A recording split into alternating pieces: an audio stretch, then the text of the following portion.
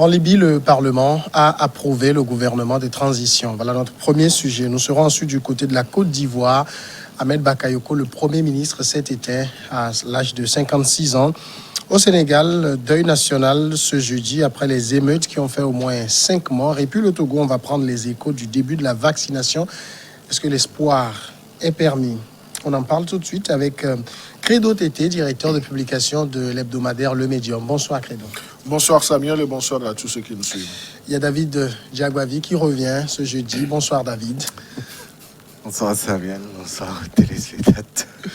Et puis Lorenzo Keleki, directeur de publication de Atopani Info. Bonsoir Lorenzo. Bonsoir Samuel, bonsoir à tous les téléspectateurs et téléspectatrices. Merci beaucoup. C'est avec la Libye qu'on va commencer ce soir. Le gouvernement de transition en Libye a décroché mercredi la confiance du Parlement. Un vote salué comme historique pour un cabinet né d'un processus parrainé par l'Organisation des Nations Unies et qui doit contribuer à sortir le pays du chaos en le menant jusqu'à des élections fin décembre. Après 2 jours d'intenses débats, le Parlement donc a approuvé l'équipe d'Abdelhamid Dbeibah par 121 voix sur les 132 députés présents au Parlement. C'est complètement un plébiscite. David Diagbavi, le nouveau Premier ministre, le nouveau gouvernement libyen a donc la confiance du Parlement. Est-ce que ça veut déjà dire que les Libyens sont résolus à tourner la page des heures sombres de leur histoire? Alors, ça fait partie des pas à mener vers la volonté réelle d'apaiser le pays. Vous savez que depuis très longtemps, la Libye est dirigée par 2 gouvernements, en tout cas par 2 personnalités qui se réclament la paternité de ce pays. D'un côté, il y a le maréchal Haftar et ses éléments. De l'autre côté, il y a le gouvernement central qui est reconnu et soutenu par la communauté internationale. Donc aujourd'hui, il y a cette confiance qui a été matérialisée à la nouvelle équipe par l'Assemblée nationale de ce pays pour justement dire à ce gouvernement que le peuple est derrière lui et que le peuple lui donne la liberté de pouvoir travailler pour ramener la paix dans ce pays qui a connu plusieurs années de guerre après l'assassinat de Muammar Kadhafi. Et c'est aussi un signal fort de la part de la communauté internationale qui réaffirme et qui apporte également son grand soutien à ce gouvernement qui, pendant très longtemps, a été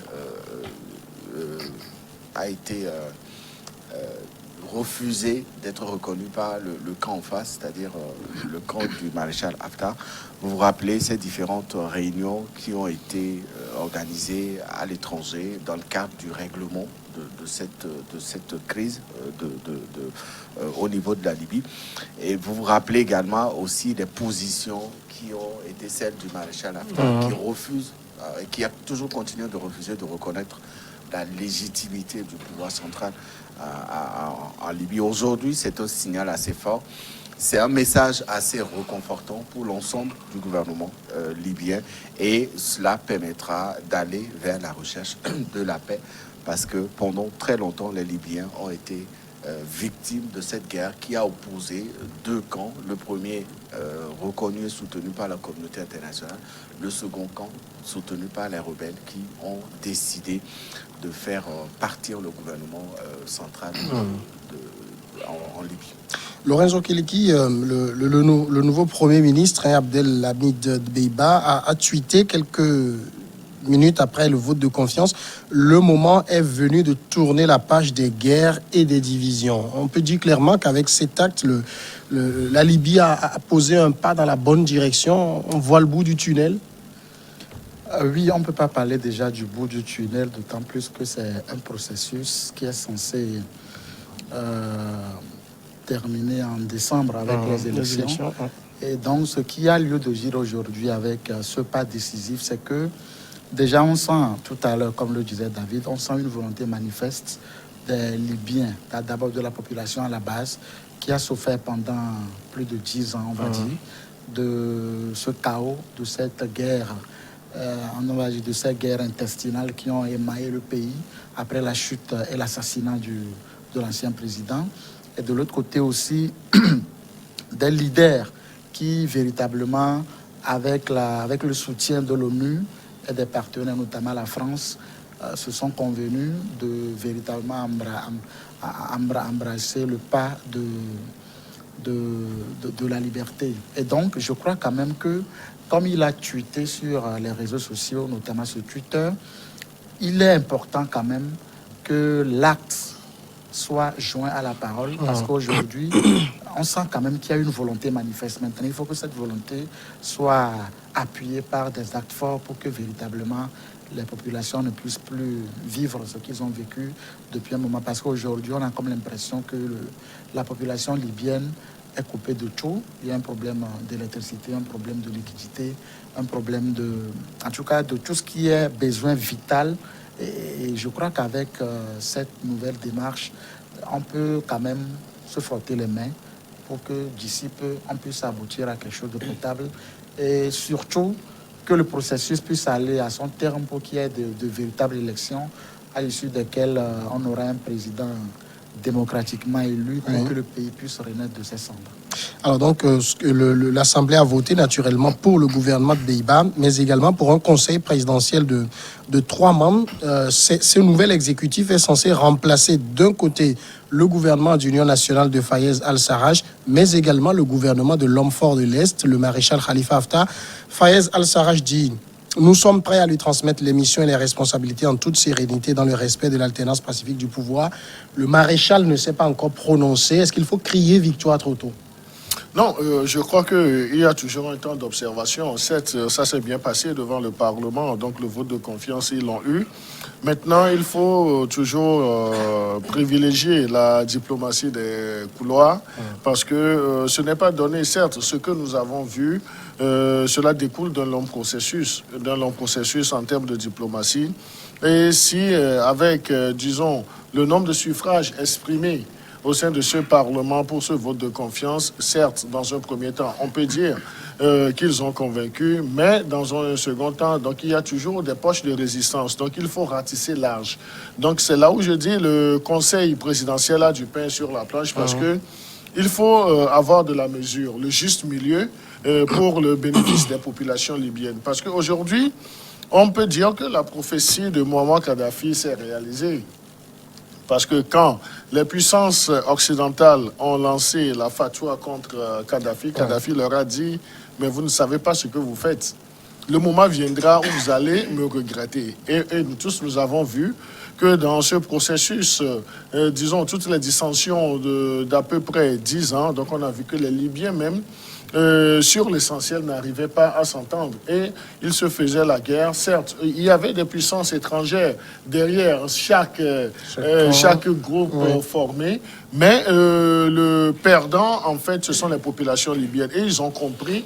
Donc c'est pourquoi ils ont également envoyé un message à leurs responsables politiques pour dire: en fait, nous sommes fatigués de cette situation de précarité, donc nous voulons évoluer. Et les hommes politiques ne pourront que suivre la tendance des populations qui sont fatiguées, entre guillemets, d'eux en tant que responsables. Donc c'est là où la menace a été prise vraiment à son sens le plus vrai.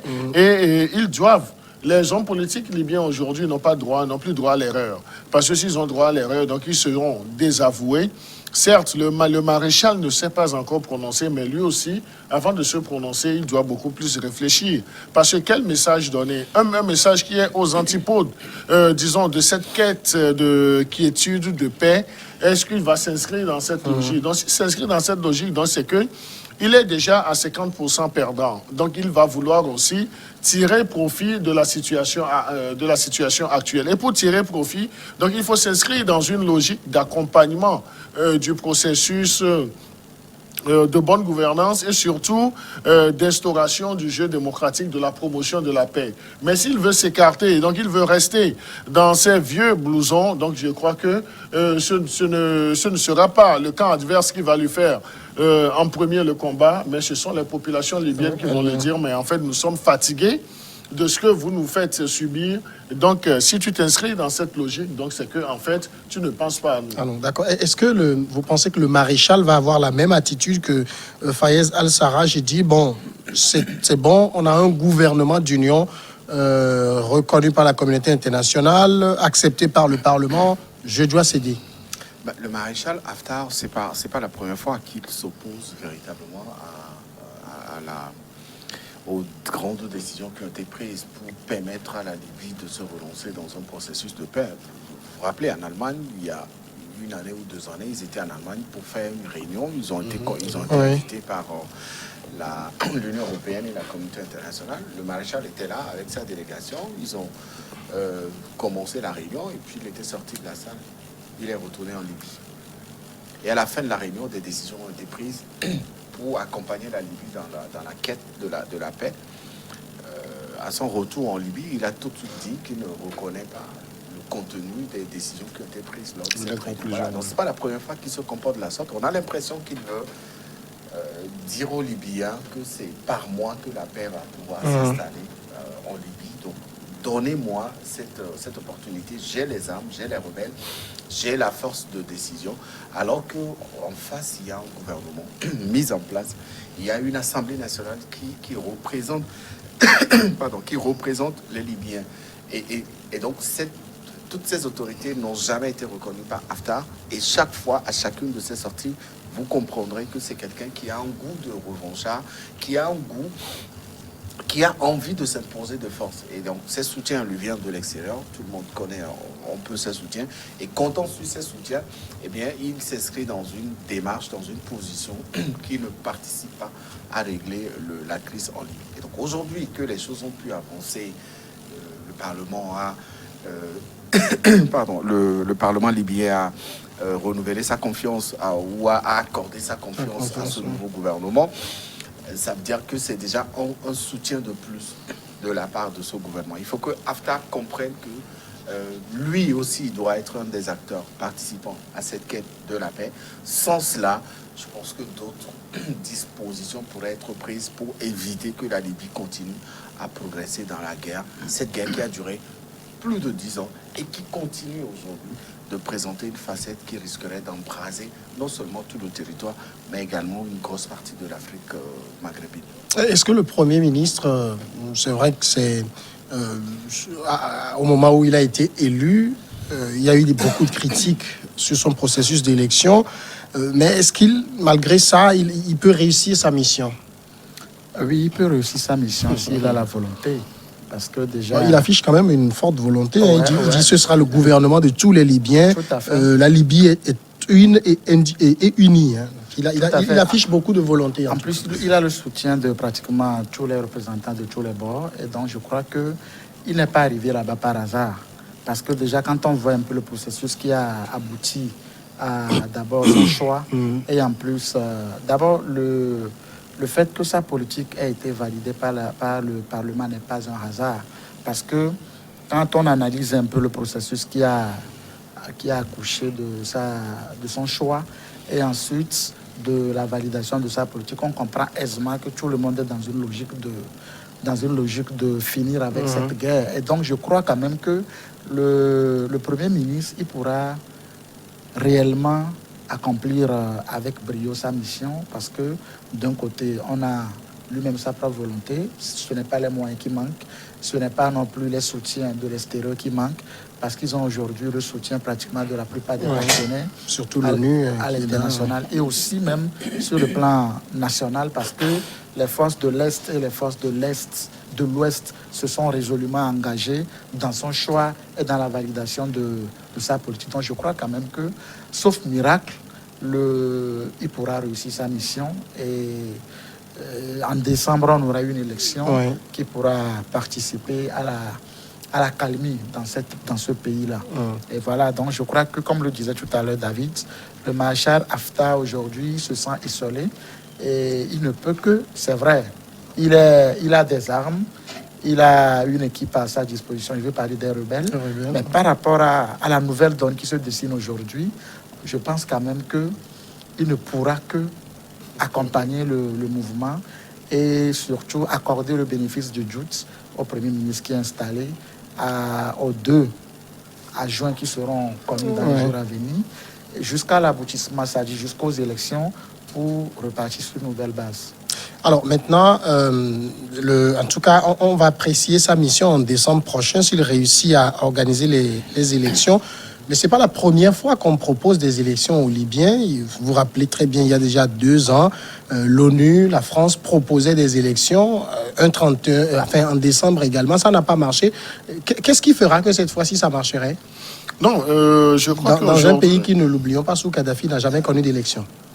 Oui, Kadhafi était vraiment atypique, mais il était atypique, mais avec un sens assez positif parce que les populations ne s'en étaient jamais plaintes, si ce n'était les envahisseurs qu'on peut considérer comme les puissances occidentales qui n'avaient pas d'intérêt à fonctionner avec Kadhafi parce qu'ils avaient des ambitions sur les ressources, les opportunités, les potentialités de la Libye. Donc, ils ont fait de la Libye ce que, tristement, nous voyons aujourd'hui. Donc, ça, c'est une réalité assez triste. Et s'il faut juger l'histoire de la Libye à un certain moment, même ceux qui étaient hier des grands ou bien sont aujourd'hui des grands au niveau de la puissance mondiale vont devoir en répondre. Donc là, je crois que c'est un débat qui va arriver parce que à l'heure actuelle, il faut penser à la stabilité politique de ce pays. Donc ce gouvernement, vous verrez qu'avec ce vote de confiance, il y a, disons, ce besoin qui est réel au sein même des populations et puis des couches politiques de surpasser les difficultés de l'heure. Parce que les puissances se sont liguées, se sont muées dans des guerres de tranchées, ils ont tout fait, donc ils se sont opposés. Mais le perdant, c'est malheureusement les populations, c'est le peuple libyen. Donc aujourd'hui, ils ont compris qu'ils doivent se prendre en charge. Et se prendre en charge, c'est faire confiance en leurs institutions. Et également, dans cette mise de confiance, essayer de peser de tout le poids en tant que baromètre d'appréciation. Donc le peuple libyen aujourd'hui va se trouver dans une posture de juger les actions de ce gouvernement et en même temps de constituer une pression sur ce gouvernement de transition. Donc c'est vrai, donc il y avait eu des échecs. Mais est-ce qu'en ce moment-là, la volonté était si poussée de la part de ces puissances occidentales d'accompagner réellement la Libye? Et vous verrez qu'à un certain moment, la guerre en Libye, ce n'était pas les Libyens qui faisaient la guerre, mais les Libyens, des groupes libyens étaient instrumentalisés parce qu'à un certain moment, on a vu que ce sont des foyers qui étaient vraiment étrangers qui menaient, disons, toutes les zones d'incompréhension. Donc, du moment où les gens se sont prononcés et les gens ont été débusqués, donc il revient maintenant aux Libyens de se prendre en charge. Donc, c'est là où réside l'essentiel. Et le quitus qu'on a donné au gouvernement de transition ne voudrait ou bien ne saurait justifier un certain laxisme dans la conduite des affaires de la cité. D'accord. On va aller maintenant à la première pause et on revient après pour le second sujet.